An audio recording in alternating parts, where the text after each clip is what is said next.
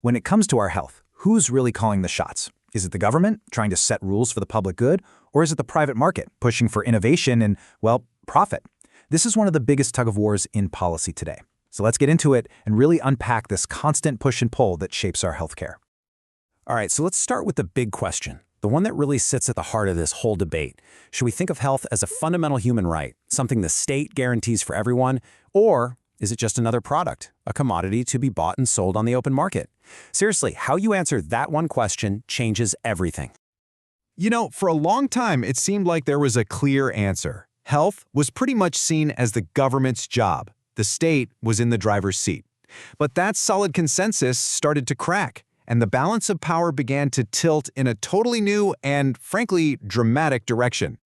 And this chart really breaks down the two philosophies perfectly. On one side, you've got the state-led system. It's all about equity, making sure everyone gets a fair shot through central planning. But on the other side, you have the market-led system, which is obsessed with efficiency, driven by competition and letting the consumer choose. We're talking about two completely different ways of seeing the world here. Now, this wasn't some slow, gradual shift. Nope, the 1980s were like a flashpoint. A whole new way of thinking just exploded onto the global scene, and it threw a massive challenge at the government's role in health, opening the door wide for the market to rush in. So what was the fuel for this fire? Well, for one, people were just getting more and more skeptical that the government could actually get things done right. Then, bam, the Soviet Union collapses, and suddenly, the whole idea of a centrally planned economy looked like a total failure. All of a sudden, market-based solutions seemed like the only way forward. But this wasn't just about politics, you know? This shift was backed by some really powerful economic theories that gave the whole movement its intellectual firepower. And these ideas didn't just question if the government was doing a good job. They attacked the very idea of what government is for.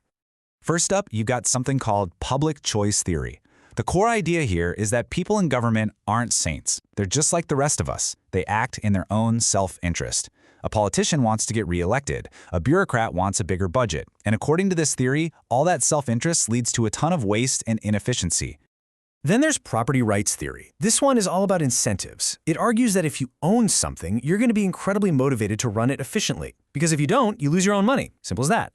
That powerful incentive, the theory goes, is just missing in the public sector. And that's why you get poor performance. And these weren't just ideas in a textbook. They led to huge, real-world changes.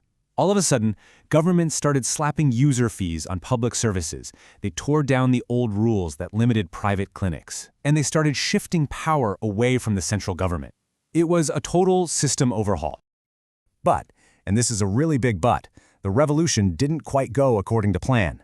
The goal was more efficiency, sure, but there were some serious unintended consequences. Take those user fees. They were supposed to raise money, but what they often did was put up a giant wall that kept the poorest, most vulnerable people from getting the care they desperately needed.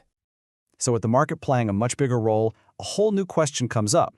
How exactly does the private sector use all this new power to bend public health policy in its favor? Well, let me tell you, they've got a very sophisticated playbook. You know, we like to think that policy gets decided on election day, but so much of the real influence, the real arm twisting, happens completely behind the scenes. So how do these huge corporations make sure their voices are heard loud and clear? Okay, check this out. This is a quote from an actual industry publication. It's basically spelling out the strategy behind funding so-called patient groups. It's about creating a feel-good story and then using what look like independent voices to push the company's message straight to lawmakers and the press. It's pretty genius in a way. And that's just one page from a very thick playbook. You've got the obvious stuff, like directly lobbying politicians. But then there are the more subtle moves, hiring slick PR firms, getting their own executives on government committees, and if none of that works, just sue them. Take the government to court to block any policy you don't like. Let's look at a textbook example of this in action. Picture it, 2011. The US government decides that cigarette packs need to have these really graphic, honestly, pretty gruesome warning labels on them. A straightforward public health move, right? Well, the tobacco industry's reaction was swift and it was aggressive. They didn't just complain. Oh no. 5 of the biggest tobacco companies on the planet teamed up and dragged the US government to court to kill the law before it even started. And get this, their legal argument was a real head-turner. They claimed a law violated their First Amendment right to free speech. They actually argued the government was hijacking their product and turning it into a mini billboard for the government's anti-smoking campaign. It's just a perfect snapshot of this epic clash. Okay, so if pure government control has issues and a totally unregulated market creates a whole other set of nightmares, is there a middle ground? This is what's led to the search for a so-called third way, a new kind of balance between government rules and market freedom. And a huge piece of this puzzle really boils down to one critical question. Can we actually trust industries to police themselves, to voluntarily do the right thing for public health, even when it might hurt their bottom line? Well, the evidence suggests we should probably be a little skeptical. As one former head of the World Health Organization put it very bluntly, when it came to the tobacco industry, their attempts at self-regulation failed miserably. These voluntary codes often just don't have any real teeth. So this is where the idea of co-regulation comes into play. Think of it like a hybrid approach. The government and the private sector get together and negotiate the big picture goals. Then the industry is in charge of making it happen. But, and this is the crucial part, the government is still looking over their shoulder, making sure they actually do it. A great real-world example of this is the public health responsibility deal they had in England.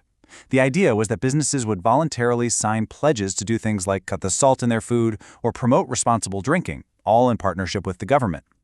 So at the end of the day, the most important thing to remember is that there is no easy answer here. The line between the state and the market isn't fixed. It's more like a living thing, always moving, always being reshaped by this constant, messy negotiation over power, ideas, and influence. Which brings us right back to where we started. This endless dance between public good and private interest is going to keep defining our health systems for a long, long time. So the question I want to leave you with is, in that dance, who do you think should be the one to lead?